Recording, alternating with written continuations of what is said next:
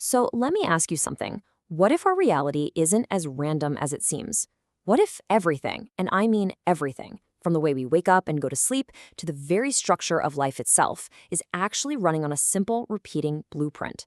Today, we're going to dive into this really fascinating model for reality called the Noon Code.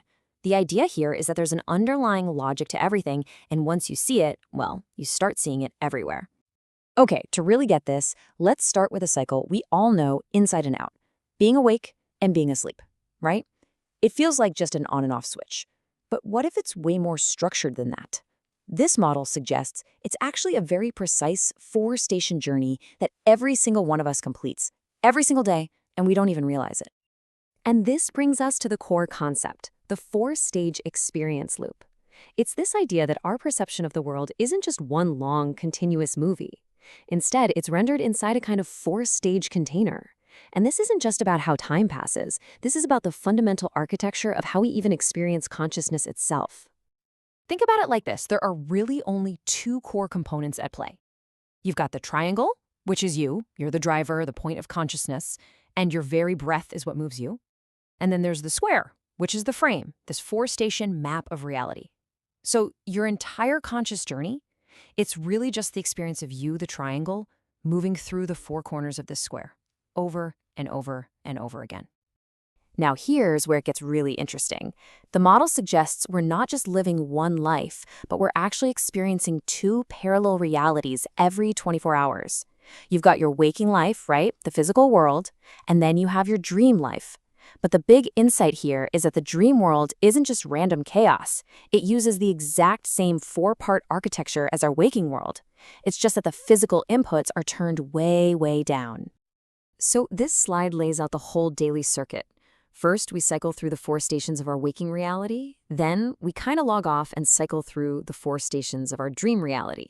But in between, there's this critical step, a sync with the main system, almost like our consciousness is getting a daily update from a central server before we reboot back into the physical world and start the whole loop all over again. Okay, so we've got the track, right? This repeating four-stage loop that we're all running on. But what's the engine? What is the internal process that's actually powering our movement through these waking and dreaming worlds day in and day out? Well, the model points to a spiritual engine that, and this is wild, perfectly mirrors that four-stage external loop. It's an internal process of constant refinement. The first step, Allah, is a negation, a rejection of everything false. The second, ilaha, is recognizing that false center we all have, the ego. The third, illah, is the bridge you cross to get away from that. And the fourth, Allah, is the final affirmation of the one true center. You see, this means our daily cycle is actually deeply purposeful. As the source material says, this internal engine is always at work.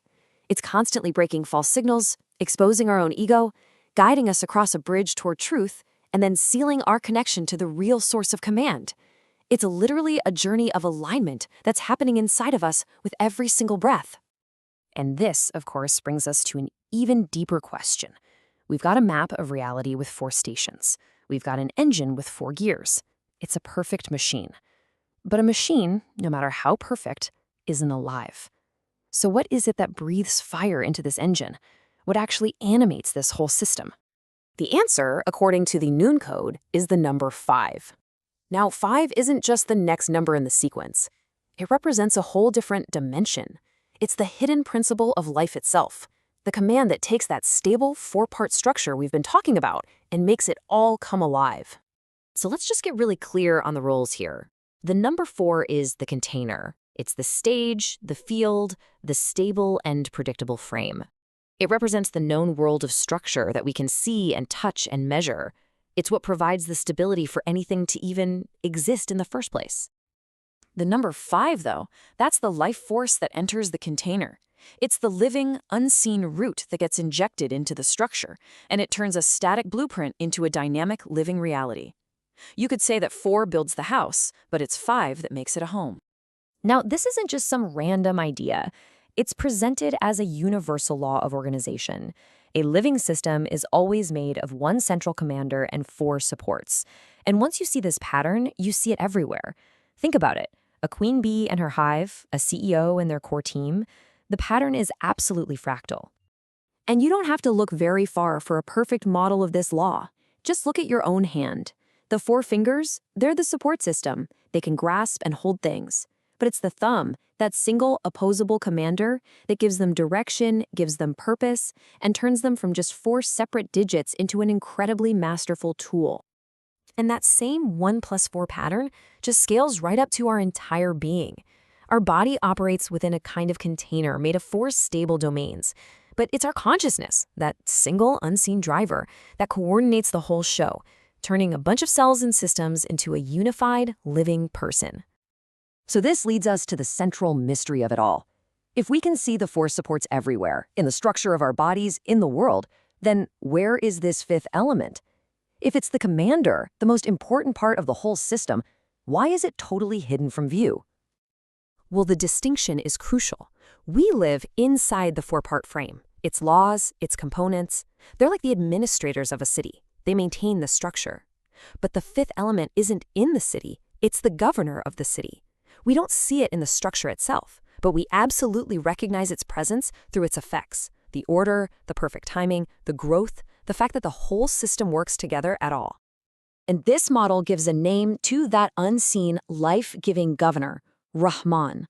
It represents this unknowable living command that presides over the entire 4-part container. And even though its essence is completely unseen, it's known by its primary attribute, a universal mercy. It's that sustaining force that allows for life and order and growth to even exist in the first place.